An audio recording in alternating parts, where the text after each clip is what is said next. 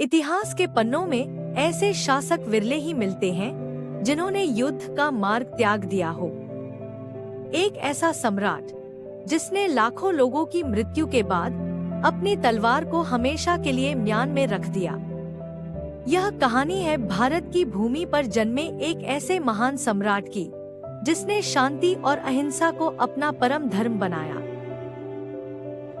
आज हम बात करेंगे सम्राट अशोक की, जिनके जीवन का परिवर्तन मानव इतिहास की सबसे असाधारण घटनाओं में से एक है। यह उस शासक की सच्ची गाथा है जिसने युद्ध की विभीषिका को देखकर अपना हृदय बदल लिया। सम्राट अशोक ने 268 ईसा पूर्व में मौर्य साम्राज्य के तीसरे सम्राट के रूप में सिंहासन संभाला। अपने शुरुआती दिनों में वे एक क्रूर और निर्दयी विजेता के रूप में जाने जाते थे। सत्ता पर काबिज होने के लिए उन्होंने अपने भाइयों के साथ रक्तपात भरे संघर्ष किए। सिंहासनारूढ़ होने के बाद भी अशोक ने विद्रोहियों और पड़ोसी राज्यों पर बेरहमी से हमला किया। साम्राज्य के विस्तार और स्थिरता के लिए वे किसी भी हद तक जाने को तैयार थे। उनकी इस निर्दयता के कारण उन्हें चंड अशोक यानी क्रूर अशोक के नाम से जाना जाने लगा। अशोक के शासनकाल का सबसे निर्णायक मोड़ कलिंग युद्ध था। यह युद्ध लगभग 261 ईसा पूर्व में लड़ा गया था। कलिंग पूर्वी भारत का एक शक्तिशाली और स्वतंत्र राज्य था। अशोक ने कलिंग पर विजय प्राप्त करने के लिए एक विशाल सैन्य अभियान चलाया। इस युद्ध में अशोक को निर्णायक विजय मिली, लेकिन इसकी कीमत बहुत भारी थी। युद्ध के मैदान में 1 लाख से अधिक लोग मारे गए और 1.5 लाख से अधिक बंदी बना लिए गए। युद्ध के भयावह परिणामों को देखकर अशोक गहरे सदमे में चले गए। उन्होंने युद्ध भूमि में हुए नरसंहार को अपनी आंखों से देखा। महल लौटने के बाद वे कई दिनों तक मौन रहे। इस भयावह अनुभव ने अशोक के हृदय को पूरी तरह से बदल दिया। उन्होंने एक गहन निर्णय लिया, अब और कोई युद्ध नहीं। यह प्रतिज्ञा उनके जीवन की दिशा बदलने वाली थी। इस आंतरिक उथल-पुथल के दौरान अशोक की मुलाकात बौद्ध भिक्षु उपगुप्त से हुई।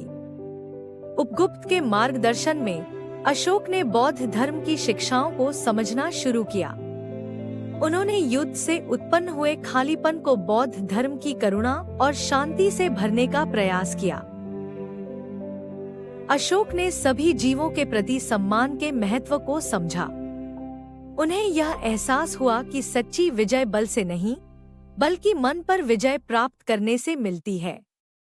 यह उनके जीवन का सबसे बड़ा आध्यात्मिक परिवर्तन था। बौद्ध धर्म अपनाने के बाद अशोक ने अपने साम्राज्य में कई नैतिक सुधार किए। उन्होंने हत्या पर प्रतिबंध लगा दिया और मृत्युदंड को कम कर दिया। उन्होंने जनता के कल्याण के लिए कई नीतियां लागू की। अशोक ने यात्रियों के लिए आश्रय स्थल, कुएं और अस्पताल बनवाए।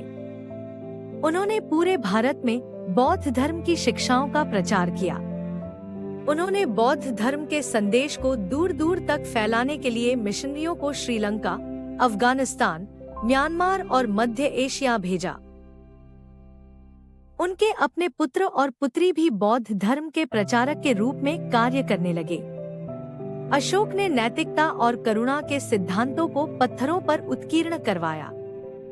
ये अशोक स्तंभ आज भी भारत में देखे जा सकते हैं, जो उनके महान विचारों के साक्षी हैं।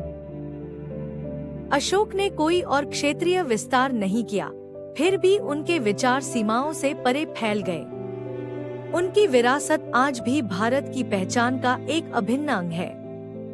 भारत के राष्ट्रीय प्रतीक में अशोक का सिंह शीर्ष और राष्ट्रीय ध्वज में अशोक चक्र उनके स्थायी प्रभाव को दर्शाते हैं। हजारों साल बाद भी अशोक की भावना भारत की पहचान के मूल में जीवित है। सम्राट अशोक ने मानव पीड़ा को देखकर स्वयं को बदल लिया। उन्होंने प्रतिशोध या आगे के विजय के बजाय करुणा और शांति का मार्ग चुना। अशोक का यह परिवर्तन इतिहास में एक अद्वितीय उदाहरण है। भारतीय उन्हें सम्राट अशोक, जिन्होंने युद्ध को रोका, के रूप में पूजते हैं। उनका जीवन हमें सिखाता है कि एक व्यक्ति का आत्मज्ञान इतिहास की धारा को बदल सकता है।